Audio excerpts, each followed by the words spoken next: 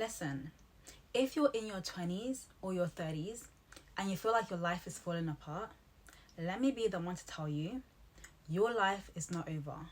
This is not the end. It's the messy middle. It feels like you're having a quarter-life crisis and no one talks about this or tells you what this part really feels like. I spent years crying myself to sleep, hating my life and feeling like a failure. Because deep down, I believed I was meant for more, but I couldn't figure out why nothing was working. Now, after 30 years, I've realized why I was stuck. And it had nothing to do with my talent, potential, or ambition. If I could go back and speak to the younger version of me who was lost, insecure, and unsure of where life was going, or if I had a little sister, these are the exact things I tell her. So if this video found you, it's not random. Let me save you some time. Let me tell you what I wish someone would have told me 10 to 15 years ago. Lesson 1, it's never too late to start over or rebrand yourself. One of the biggest lies we're fed, especially as women, is that, oh, we're too old or we've missed our chance. But I promise you, you're not behind. You're allowed to outgrow who you used to be. You're allowed to pivot. You're allowed to reinvent yourself as many times as it takes until you feel aligned. You don't owe anyone the old version of you. Not your friends, not your family, and especially not the internet. You can start again at 25, start again at 35, start again at 50. You're not late, you're becoming. And the woman you're stepping into, she needs you to stop holding on to what no longer fits. Don't be loyal to a past identity that was born in survival. Lesson 2. Your self-concept is the blueprint your life keeps following. If you don't fix the way you see yourself, nothing in your life will truly change. Not for long anyways. You could say the affirmations, do the journaling, set the goals. But if deep down, you still see yourself as not good enough, not capable, you'll keep playing small and sabotaging your own progress. Even if you say you want more. Your self-concept is your foundation. Until you upgrade it, everything else you build will feel shaky. But once you start believing different and showing up like someone who's worthy, who's capable, who's meant for more, your reality has no choice but to shift.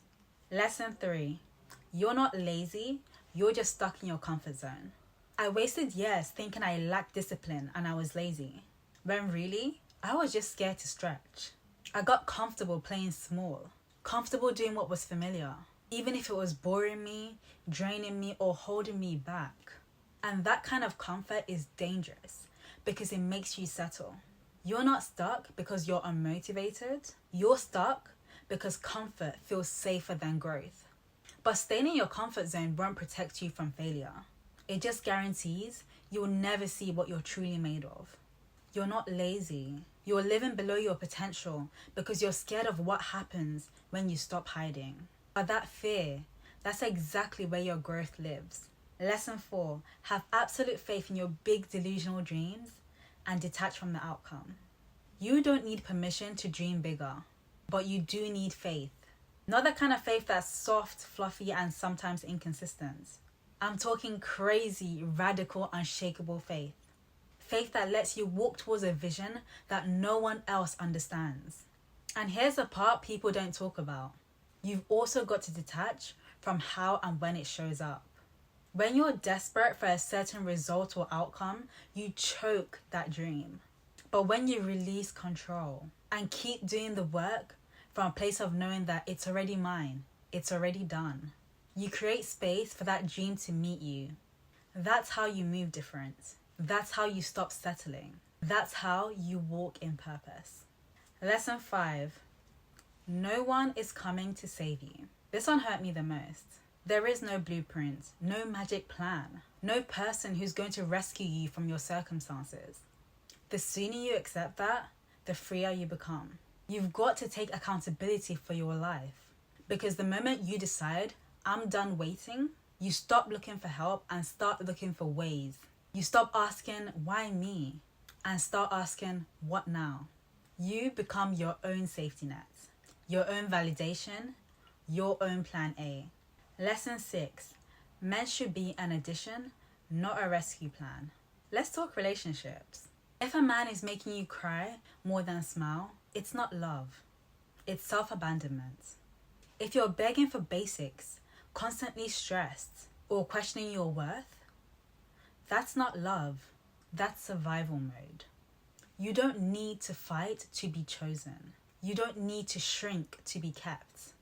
Love should feel safe, supportive, and peaceful, not like a war. There are good men out there, but you won't find them if you're still operating from scarcity. Stop holding on to crumbs because you're scared nothing better will come. You are the table. And the more you value yourself, the less patience you'll have for anything less than you deserve. Lesson 7. If you're feeling stuck in life, start with inner work. When your outer world is chaos, your inner world usually needs attention. Not to fix, but to face. Face the patterns, the beliefs, the unhealed wounds that keep you looping in the same story. It's not about becoming someone else. It's about removing what's not you. The inner work isn't pretty. It's not a quick fix, but it is the foundation. Because once you shift internally, everything outside starts catching up. Lesson 8. Move with absolute faith in God. I'm here because of grace, not strategy, not luck, and not connections. Faith got me here. There were seasons that I couldn't see a way out, but I knew who was leading me. So whether you're building a business, healing, or rebuilding your life, move with faith, not fear. Faith is how you make the impossible possible. Your dreams are between you and God. Don't let fear, people, or circumstances make you forget that. When you walk with faith, your energy changes. You stop forcing. You start flowing. You stop doubting. You start expecting. Let me leave you with this.